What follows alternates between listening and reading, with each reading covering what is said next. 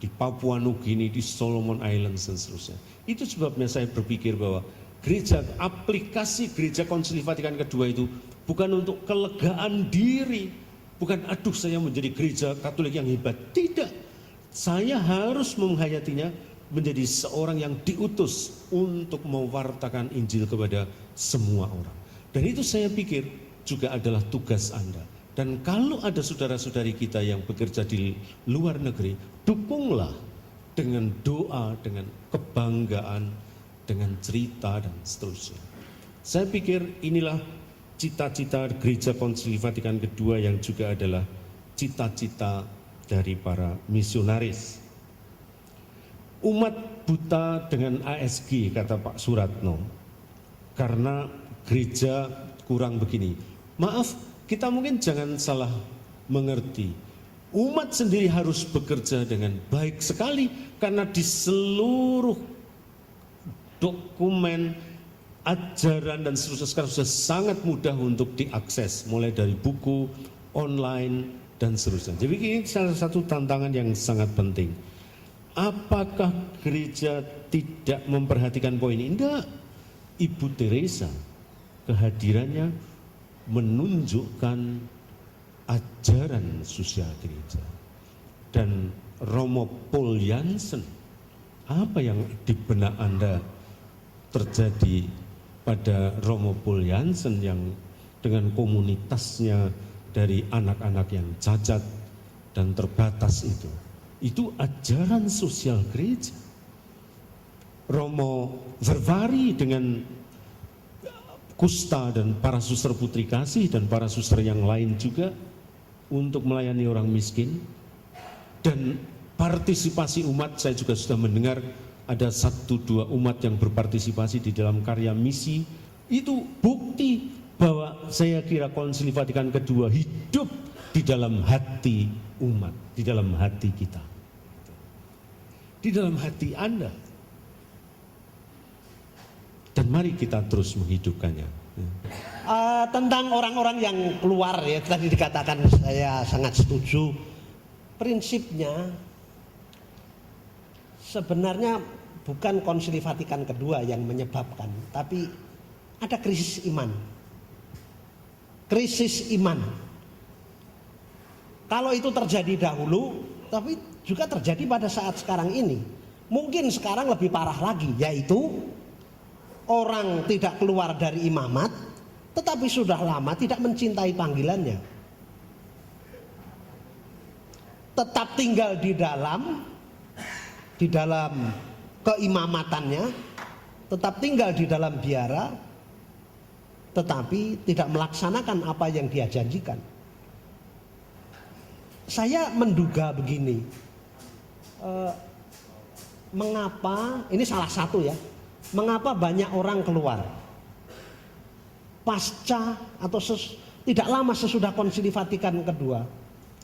Karena ini antara lain saja, banyak orang begitu memerhatikan unsur-unsur yang luar gitu, yang kelihatan, tapi dalam Konsili Vatikan kedua terutama mau ditekankan spiritnya. Misalnya ya soal dulu kemana-mana tadi ada contoh sepak bola saja pakai jubah, ya enggak? Ya, bukan hanya sepak bola, mandi pun jubahnya digantung, maksudnya gitu. Nah, tapi setelah itu jadi mau jubah, mau memakai jubah atau tidak terserah. Yang penting ditutuplah tubuh itu, ya. Tidak begitu penting, padahal dulu itu kemana-mana saja pakai itu.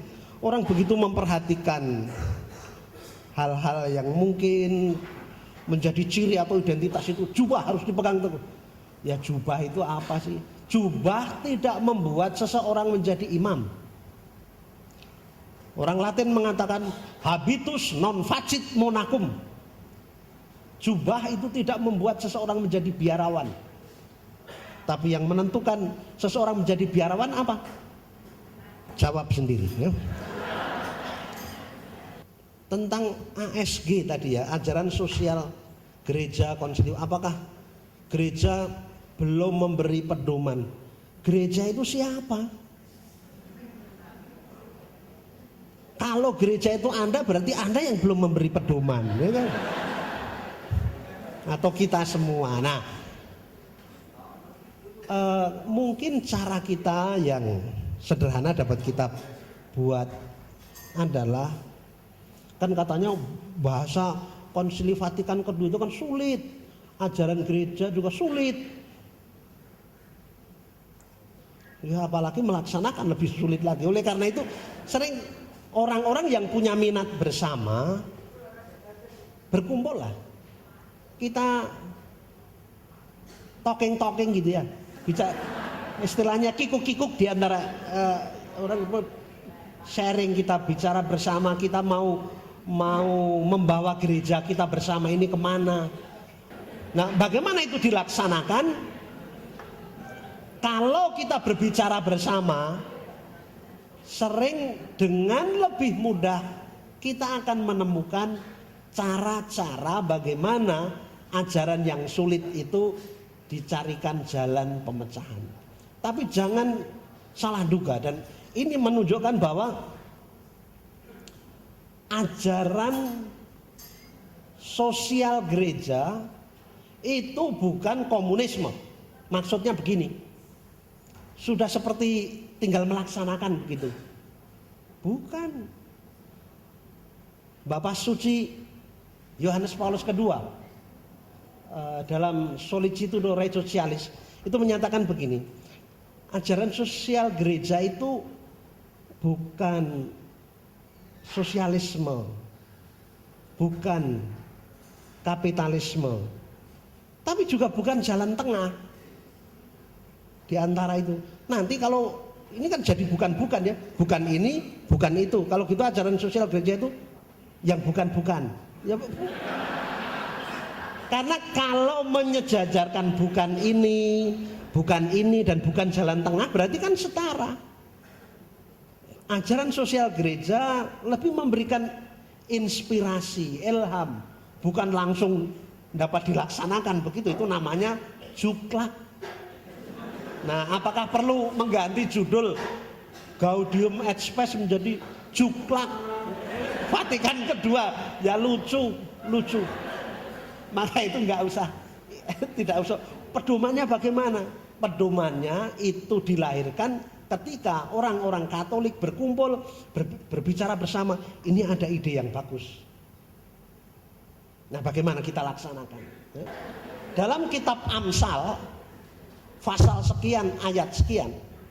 Nah, kan saya kan imam, bukan pendeta. Kalau pendeta kan menghafal, gitu ya.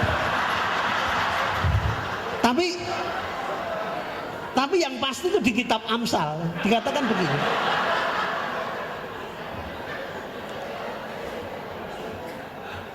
Besi tahu ya, besi.